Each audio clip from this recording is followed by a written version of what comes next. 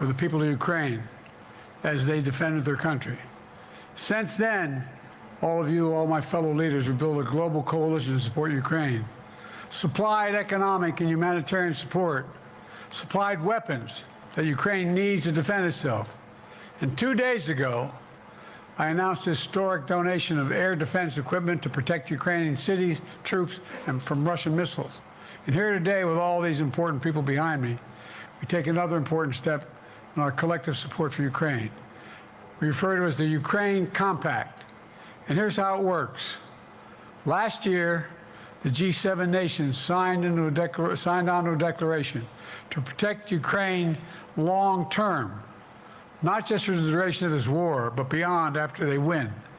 25 additional countries quickly joined them and pledged to negotiate and sign a bilateral security agreement with Ukraine. Now, 1 year later, more than 20 countries plus the European Union have completed and signed these agreements. And more countries are finalizing theirs as we speak. This compact brings all those countries together in a unified, coordinated, and comprehensive architecture to support Ukraine, not just for now, but for years in the future. In the short term, we'll continue to supply Ukraine with the weapons, munitions, and training they need to repel Russian forces. In the medium term, we'll help build a future force that has the strength and the capabilities both to defend Ukraine and to deter further aggression. In the long term, after this war is over, if Putin ever tries it again, all the countries that endorsed the compact have pledged to have Ukraine's back, just like we have it now. You heard me say it before. We're building a bridge to NATO for Ukraine, a pathway leading to an eventual membership as they continue to implement important domestic reforms. This compact, which is on the stage here, is a central piece of that bridge. What happens to Ukraine matters. It matters to all of Europe. It matters to NATO. Quite frankly, it matters to the whole world. We're united against Putin's senseless and brutal war. We are united behind Ukraine as it fights to defend its freedom and its future. We're united behind a vision of the world where free countries like Ukraine do not have to fear aggression from a brutal tyrant next door. I want to commend you, Ukrainian Armed Forces, as their defense secretary leaders are here as well, and the Ukrainian people. You're incredible. But through all of your country, you're incredible. Their courage, the determination, the sacrifices they've made. And I commend all the nations that stepped up when it counted to stand with Ukraine. I've said before, Russia will not prevail in this war. Ukraine will prevail in this war. And we'll stand with them every single step of the way. That's what the compact says, loudly and clearly. And now I want to hand it over to the President of Ukraine, who has as much courage as he has determination. Ladies and gentlemen, President Putin. President Putin. He's going to beat President Putin. President Zelensky. I'm so focused on beating Putin, we got to worry about it. Anyway. Mr. President, I'm better. You are a hell of a lot better. Thank you so much, Mr. President. Thank you very much.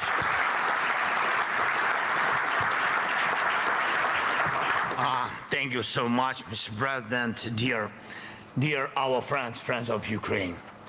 Last year at the NATO summit in Vilnius, we took a very strong step with a G7 declaration on security for Ukraine, for Ukrainian people. And we did not waste time, and now we have a solid architecture of security guarantees. I thank President Biden for his leadership and all the efforts to make our security cooperation full of strong actions. There are 23 strong agreements, and there will be agreements with other countries. And we have a historically significant security agreement with the United States. All of these helped us obtain the necessary air defense systems, thanks to America and to all the partners, to all the leaders and your societies, your people, of course. And thanks to all partners for the Patriots and other air defense systems, provision of F-16s and assistance so that our people and our country could withstand Russian attacks on our energy sector, as well as training, cybersecurity, intelligence cooperation, and the development of the defense industry. This Ukraine Compact we are forming takes our relations to a new level, a significant achievement for Ukraine and all of us. Slava Ukraini!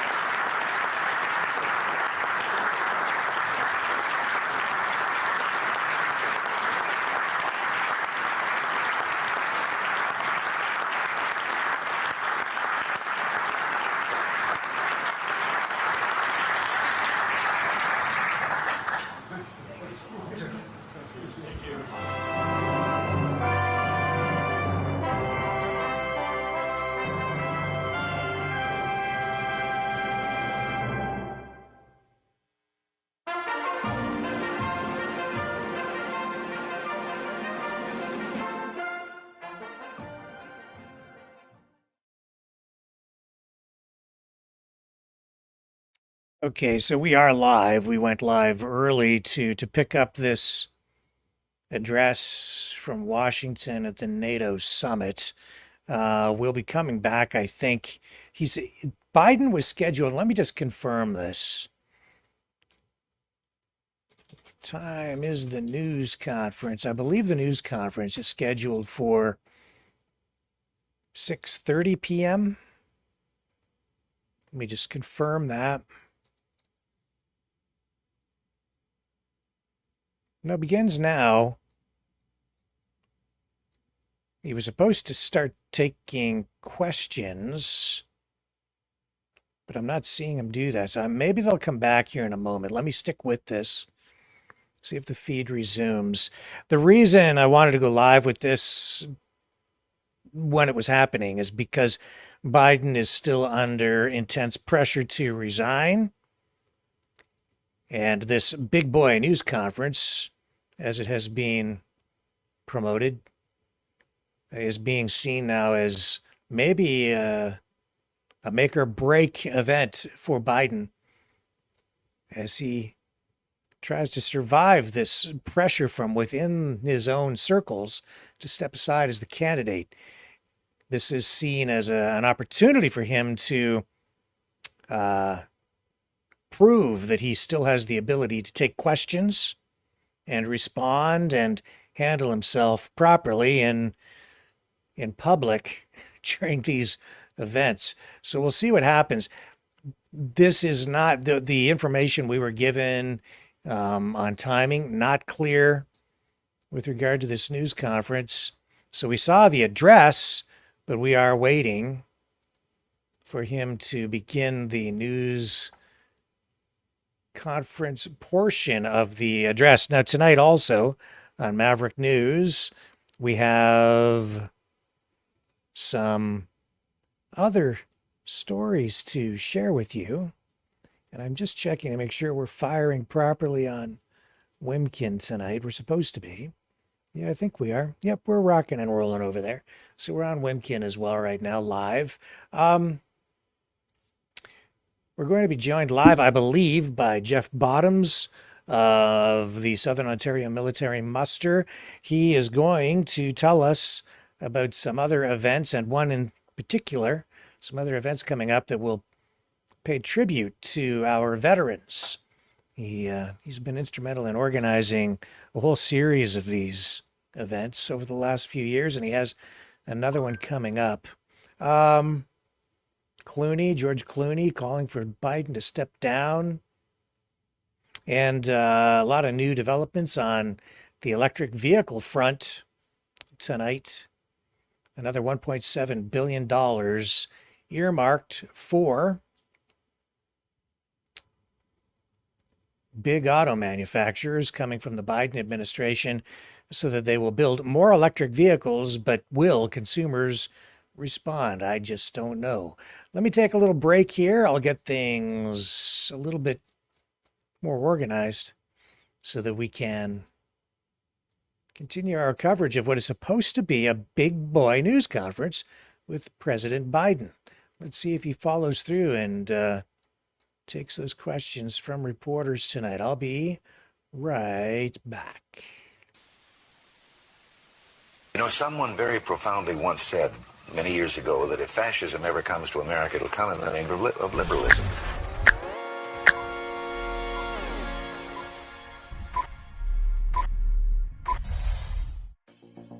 Well, I think it's time we ask ourselves if we still know the freedoms that were intended for us by the Founding Fathers.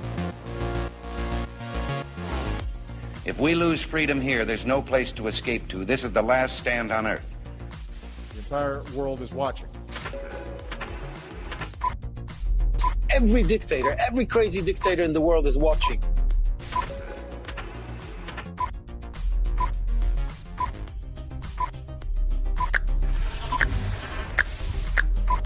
The world is watching.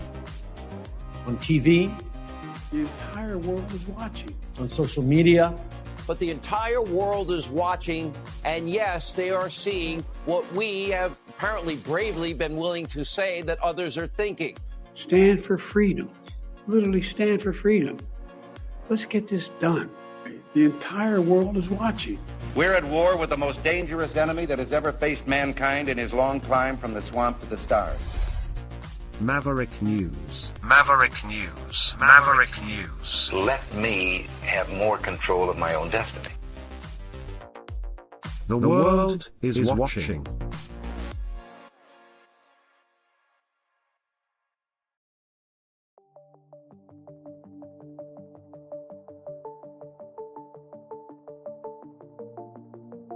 Greetings, brave Mavericks. Our quest for truth continues. We go beyond fake news. Together we expose propaganda. Together we pull others out of rabbit holes. We are maverick thinkers. We are all unique individuals. Defenders of individual rights and freedoms. Credible. Trusted.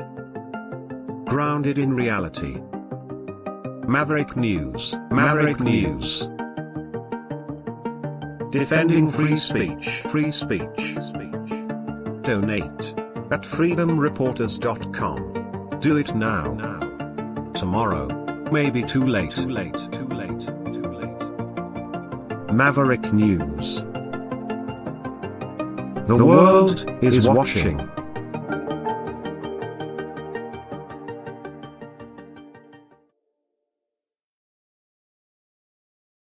Okay, I'm back, and yeah, our information was and is correct. The news conference will take place at 6:30 p.m. Eastern Standard Time, 35 minutes from now.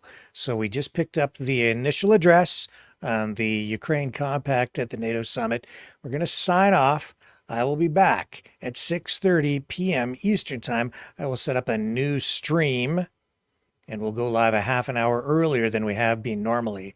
And we'll provide live coverage of the big boy news conference, a news conference that some say could make or break Joe Biden's candidacy heading into the presidential election.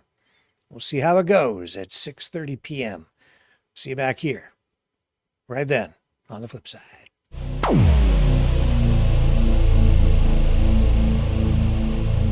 This has been a Maverick Multimedia production.